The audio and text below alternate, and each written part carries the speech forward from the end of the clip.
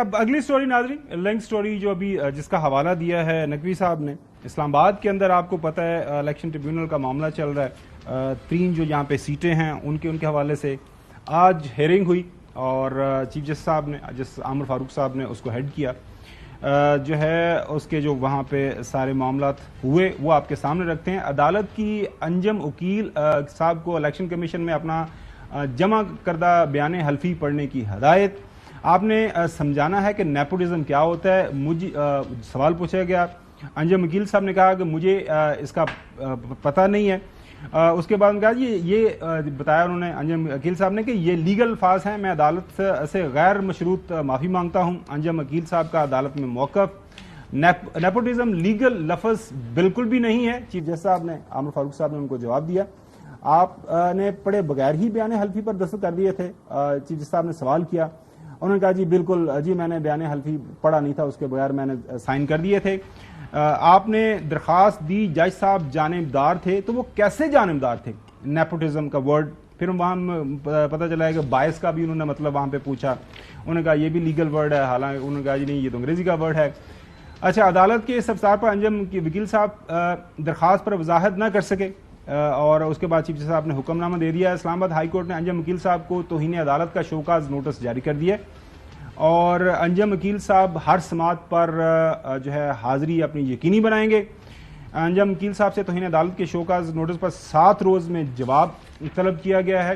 اور ابھی جو نقوی صاحب بتا رہے تھے وہ یہ ہے کہ اسلام آباد ہائی کورٹ نے الیکشن کمیشن کا جو ٹریبیونل جس کو آپ کو پتا ہے وہ اسٹے آرڈر دے دیا تھا، اس کا فیصلہ معطل کر دیا ہے. جسٹس طارق محمود جہانگیری صاحب پر مشتمل جو الیکشن ٹریبیونل ہے وہ بحال ہو گیا ہے. لہٰذا اسلام آباد کی جو 3 نشستیں ہیں جس کے اوپر الیکشن ٹریبیونل کام کر رہا تھا واپس جو ہے اسی پوزیشن پہ آ گیا. آپ دیکھیں کب یہ ہیئرنگ ہوتی ہے.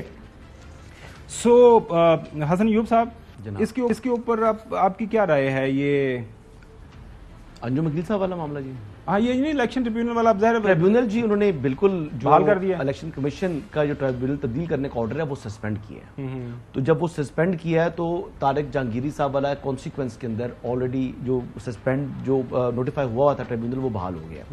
اب جو انجم وکیل صاحب کا معاملہ ہے ان کو تو شو کاز جاری کر دیا گیا ہے. ان کا جو وکیل صاحب جو ہے وہ حج پر گئے ہوئے تھے. یہ کوئی دوسرے وکیل صاحب تھے جنہوں نے ان کے لیے یہ سارا جو پرابلم کھڑی کر دی. لیکن بہرحال اب وہ جو ہے وہ فیس کرنا پڑے گا ان کو.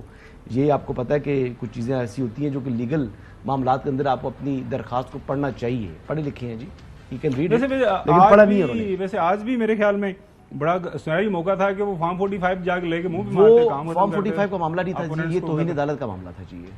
یہ فارم 45 کا معاملہ نہیں تھا یہ. اور فارم 45 کسی بھی ٹریبیونل کے اندر پیش کرنا مسٹ نہیں ہے. نہیں، وہ مانگے ہوئے ہیں الیکشن ٹریبیونل میں. آپ الیکشن ٹریبیونل نے جو کام کر رہا تھا مانگے ہوئے ہیں نا کہ نہیں مانگے ہوئے صاحب والا، وہ بیسیکلی ہائی کورٹ کے طرح ریٹ پٹیشن کے طور پر آپ الیکشن ٹریبیونل کو نہیں چلا سکتے نا. مانگے ہوئے کہ نہیں؟ مانگے ہیں جی، انہوں نے بالکل مانگے ہیں. جس پر انہوں نے اعتراض کیا تھا ہائی کورٹ کے جو جج صاحب کے خلاف گئے تھے وہاں پر. کیا مسئلہ وہاں پر الیکشن کمیشن میں نہیں مسئلہ کیا ہے کہ اگر شکور پراچا صاحب بھی تو ہائی کورٹ کے جج رہے ہوئے ہیں نا.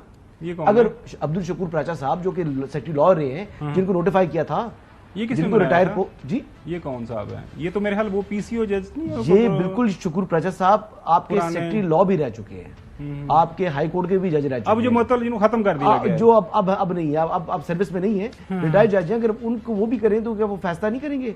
لیکن یہ سول کوڈ کے طرز پر ٹریبیونل چلتا ہے. لیکن ہمارے جو جج صاحب ہیں اس کو ریٹ پٹیشن کے طور پر چلا رہے ہیں.